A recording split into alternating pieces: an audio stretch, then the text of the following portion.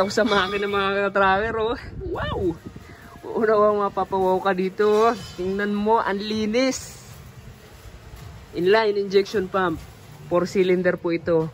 Ayan, 4D33 mechanical. Talagang pangbukid. Alright, 4-wheel drive mga katracker, oh. Ayan, dumating dito sa planta. So, ito mga katracker, pakita ko sa inyo para makita nyo yung 4-wheel drive namin na 6-wheeler. Ayan, ang haba nito 14 feet, mahaba, maganda to. So, silipin natin kung anong itsura ng ganitong unit na old model na dumarating dito sa Pilipinas. Ito po CBU unit. So na-convert lang yung manabela na sa left-hand drive na. So silipin natin. So pero bago yan, kung bago lang po kayo sa aking YouTube channel, paki-like, share and mag-subscribe na. Ayan.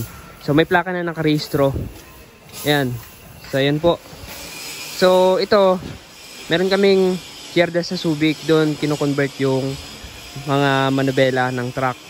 Ayan, tapos binababa namin dito sa Bacoor. So, ayan. Japan po ito, Japan. So, sa Subic kasi yung babaan talaga ng mga Japan surplus truck. So, meron kaming yarda doon. So, doon namin ginagawa. So, silipin natin. Ito yung itsura niya, oh. Sira-sira na yung cover ng pinto dito sa loob. Tapos, ayan, may tagas yung clutch master, oh. May tagas siya. And then yung mga upuan talagang sira-sira, no. Ayan, 4-wheel drive, 4D33 ang makina niya, manual, mechanical. So yung bubong tuklap-tuklap na, marami ng kalawang. Tapos ito yung pagka-convert ng dashboard. Ito yung itsura, oh. Ayan po. Doon na rin kino-convert yan, yung mga dashboard namin. Pag mga ganitong lumang modelo, convert kasi wala na tayong mabiling dashboard na brand new na naka left hand drive kasi nga old model na siya. Ayan, 5-speed manual transmission. So power steering na rin to. So ito yung cambio ng 4-wheel drive natin. Ayan. And then dashboard and dashboard. So talagang ganito yung itsura pag dumarating dito. So ito may client na, nabili na.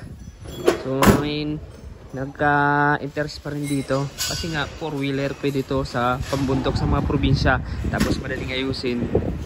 Ayan, may plaka na nakarehistro. Puso Canter po siya, Puso Canter. Ayan, 4,200 yung gross weight, may capacity 2,100. Yung mga gulong makakapal.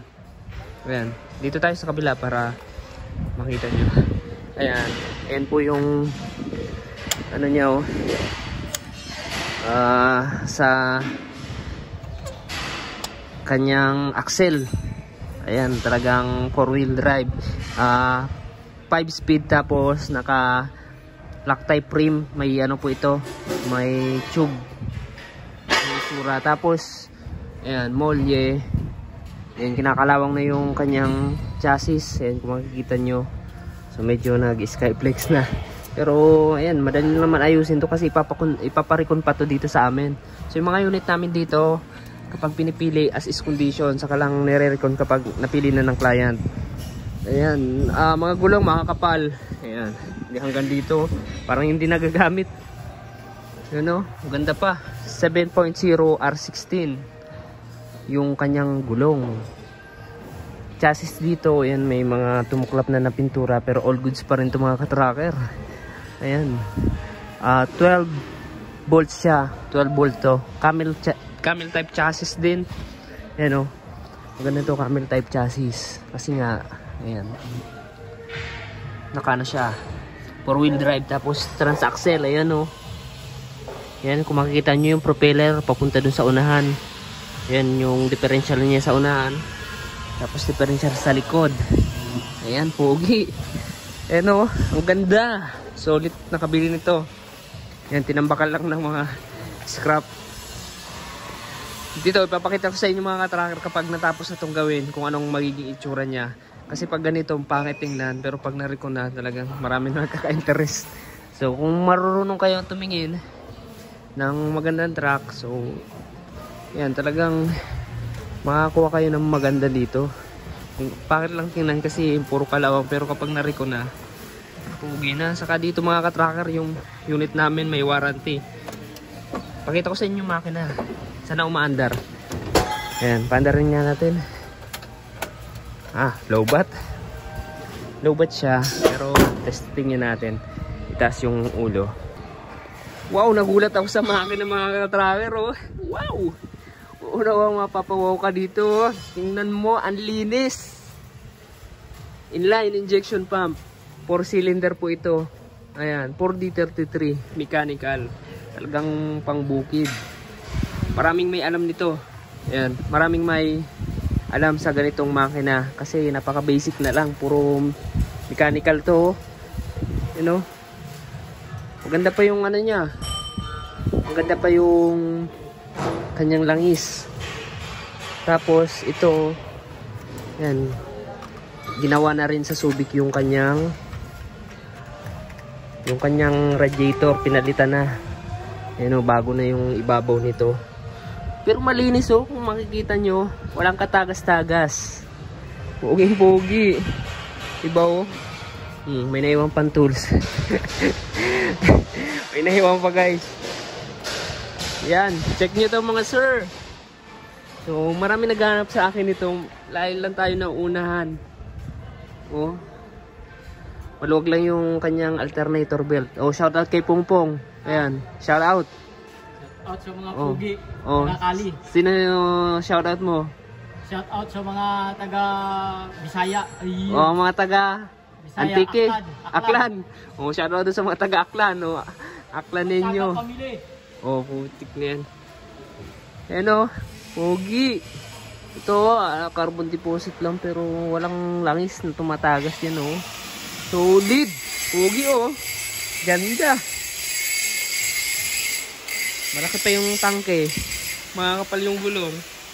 Oh. Dito mga ka-tracker, lahat ng problema kapag pinariko natin, lahat ng sira dyan, papaayos natin, papalitan natin kung hindi na kayang i-repair. Papalitan natin. I-repaint to. Ang ginagamit namin pintura, urethane paint. Matibay yan. Undercoat. Ayan. Galbacoat yung ginagamit namin. Talagang magiging pogi yung truck kapag nireko na. So dito maraming kami nire-reco no, kung makikita nyo. Diba? Solid. Ito nga oh. Kung gusto nyo yung 10-wheeler, ganito yung mga itsura ng 10-wheeler namin oh. Yan standard. Recondition. Complete electrical lights and accessories. Reco na yan. Ayan. Diba? Pogi na oh. Kompleto yan. May hagdan, may windbreaker. Bagong mga wiper blades. Ayan. Change oil. So, yun mga ka-tracker. Napaka-solid nito. Kung nagustuhan nyo itong truck na ito, pakilike naman. And, yan, mag-subscribe na kayo. So, yan. Dito ko lang matatapusin itong video na ito. Maraming salamat sa panonood. Shoutout sa mga solid subscribers natin dyan. From Mindanao, from Visayas, Luzon. Ayan. Mga taga Bicol. Shoutout. Ayan. Pogi na ito mga ka-tracker oh. Solid to. Ayan.